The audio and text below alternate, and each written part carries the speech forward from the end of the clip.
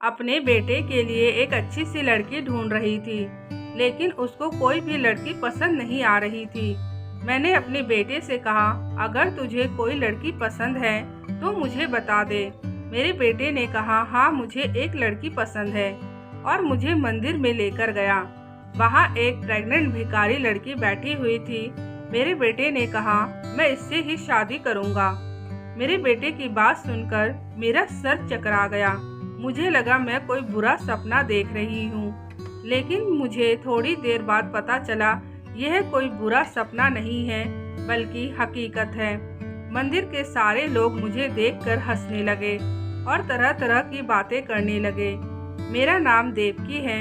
बहुत मेहनत से मैंने अपने बेटे को पाला था, उसको पढ़ाया लिखाया, बड़ा किया। मेरे बेटे में भी काफ़ी काबिलियत थी। उसने अपने दम पर एक बहुत बड़ा बिजनेस खड़ा किया।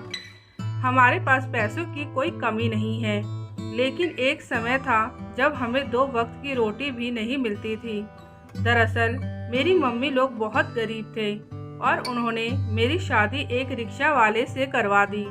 मेरा पति वैसे तो बहुत अच्छा था, लेकिन उसे शादी से पहले से ही कोई बीमारी थी और ज़्यादा मेहनत करने की वजह से मेरा पति और ज़्यादा बीमार पड़ गया।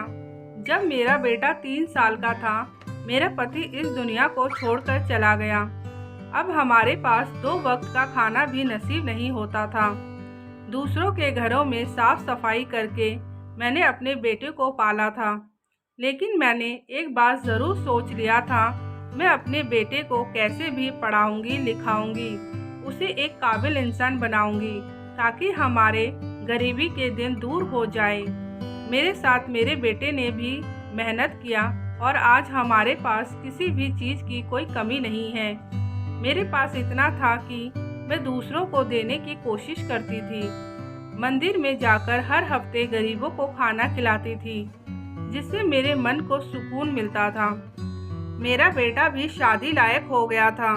मैं उसके लिए एक अच्छी सी लड़की देख रही थी, ताकि उसकी शादी करवाकर मैं गंगा नहा लूं। मेरी सारी जिम्मेदारी खत्म हो जाए। अपनी बहू को सारी जिम्मेदारी सौंप के मैं तीर्थ यात्रा के लिए निकल जाऊं। मेरे बेटे को मैं कोई भी लड़की दिखाती, मेरे बेटे को पसंद नहीं आती थी। ऐसे करते करते काफ़ी समय बीत गया। एक दिन मैंने थक हार के अपने बेटे से पूछ लिया, अगर तुझे कोई लड़की पसंद है तो मुझे बता दे। मेरे बेटे ने कहा, हाँ मुझे एक लड़की पसंद है। मेरा बेटा मुझे मंदिर लेकर गया, जिस मंदिर में मैं हर हफ्ते खाना खिलाती थी। वहाँ पर एक लड़की जो कि माँ बनने वाली थी बैठी हुई थी। उस लड़की को मैं पहले से ही जानती थी। उस लड़की का कोई भी नहीं था, वह एक अनाथ लड़की थी। किसी ने उसके साथ दुष्कर्म किया था, जिस कारण वह प्रेग्नेंट हो गई थी। मुझे ये समझ नहीं आ रहा था मेरा बेटा मुझे यहाँ पर क्यों लेकर आया है। मेरा बेटा कहने लगा, मम्मी मैं इस लड़की से शादी करूँगा। मेरे बेटे की बात सुनकर मेरा सर चकरा गया। मुझे लगा मैं अभी गिरने वाली हूँ। मैं सोच रही थी मेरा बेटा क्या कह रहा है, अपने होशो हवास में है कि नहीं। मुझे लगा मैं कोई बुरा सपना देख रही हूँ, लेकिन मैं कोई सपना नहीं देख रही थी। मेरा बेटा हकीकत में कह रहा था, मुझे इस प्रेग्नेंट लड़की से शादी करनी है।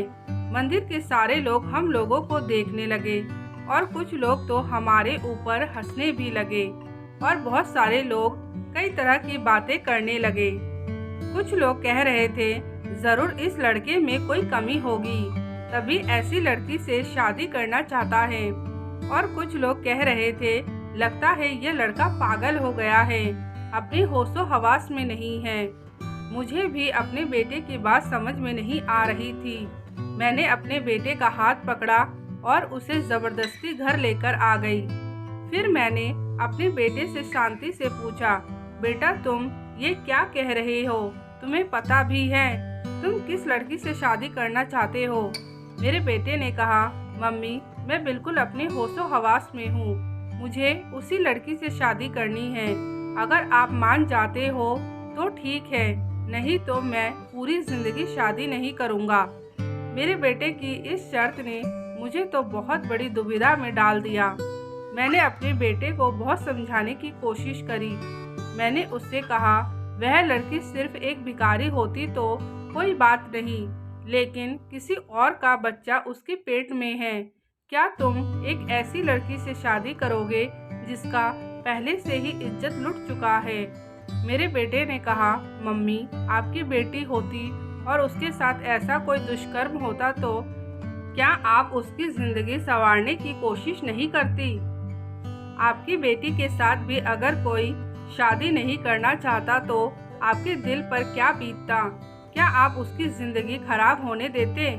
मेरे बेटे के इस सवाल पर मेरा कोई जवाब नहीं था, क्योंकि कहीं ना कहीं मेरा बेटा बिल्कुल सही कह रहा था।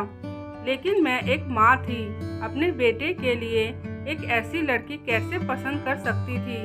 लेकिन मैं अपने बेटे के सामने हार गई थी और दूसरे दिन ही जाकर मंदिर से उस लड़की को घर लेकर आ गई।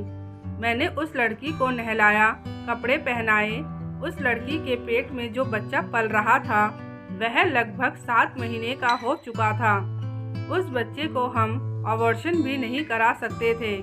वह लड़की बिल्कुल चुपचाप रहती थी, किसी से ज़्यादा बात नहीं करती थी। 15 दिन बाद ही मैंने अपने बेटे से उस लड़की की शादी करवा दी।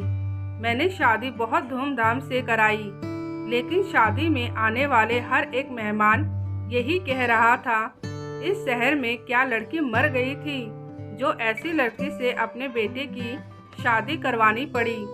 लेकिन मेरा बेटा खुश था, इसलिए मुझे दूसरों की बातों से कोई फर्क नहीं पड़ता था। आज मेरे बेटे की सुहागरात थी, लेकिन मेरा बेटा अपने कमरे में नहीं सोया, बाहर आकर सो गया। कहने लगा, मम्मी, अभी उसकी ऐसी हालत नहीं है। मैं भी एक औरत हूँ, मैं उस बच्ची की दर्द को समझ सकती थी। मैंने अपने बेटे से पूछा, बेटा, तूने इतना बड़ा कदम उठाया, इसके पीछे ज़रूर कोई कारण होगा। मैं तेरी माँ हूँ, मुझे भी नहीं बताएगा? तब मेरे बेटे ने बताया, रेनू एक अनाथ लड़की है, वह अपना गुजारा जॉब करके कर रही थी। एक दिन वह अपने ऑफिस से निकली और कुछ गुंडे उसके पीछे लग गए। मैं वहीं पर था। मैंने रेनू को बचाने की बहुत कोशिश करी, लेकिन उन गुंडों ने मुझे मार पीट कर बेहोश कर दिया। जब मुझे होश आया, रेनू मेरे सामने ही पड़ी हुई थी और उसके साथ गलत भी हो चुका था। मैंने उसको किसी तरीके से उठाया और हॉस्पिटल में एडमिट करवाया और वहाँ से चला आया। लेकिन उस दिन के बाद से वह बात खटकने लगी कि मैं रेनू को बचा नहीं पाया। रेनू के लिए मेरे दिल में एक हमदर्दी सी बन गई थी। उसके बाद एक दिन मैं मंदिर आपके साथ गया, तब मैंने रेनू को दूसरी बार देखा और मैंने उससे शादी करने का विचार किया। बेटे की बातें सुनकर मुझे अपने बेटे के ऊपर गर्व हो रहा था। वाकई मेरे बेटे ने एक बहुत बड़ा काम किया था। वैसे मेरी बहू बहुत सुंदर और संस्कारी थी। मेरी बहू घर के काम करना चाहती थी, लेकिन मैं उसकी हालत को देखकर उससे काम नहीं करवाती थी। धीरे धीरे समय बीतने लगा और मेरी बहू के 2 महीने गुजर गए।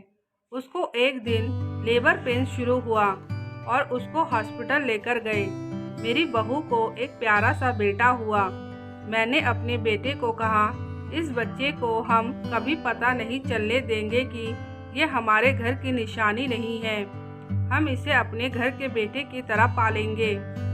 बच्चे के जन्म के बाद मेरे बेटे और बहू में भी धीरे धीरे प्यार बढ़ने लगा और वह दोनों शादीशुदा जिंदगी जीने लगे।